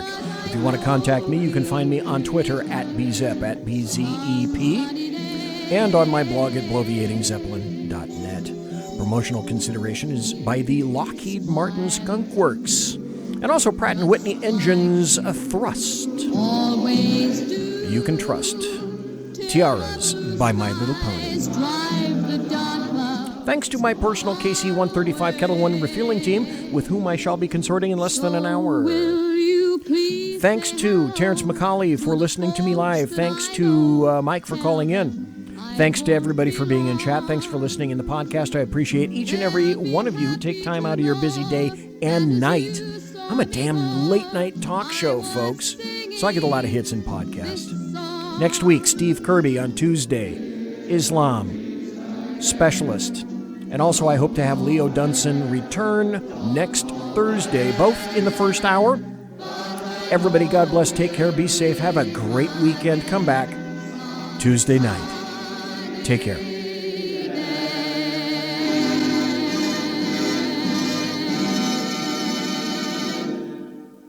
Everybody quiet down now and get some sleep. Night, everybody. Good night, Mama. Good night, Ben. Good night, everyone. Good night, Mama. Good night, Daddy. Good night, children. Good night, Daddy. Good night, Elizabeth. Good night, John Boy. Good night, Jim Bob. Good night, Jim Bob. Good night, Jim Bob. What's going on? I was asleep. What's everybody doing? Good night, Jim Bob. Go to sleep.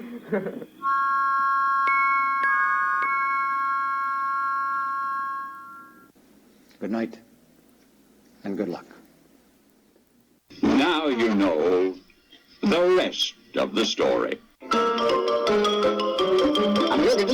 That's all, folks.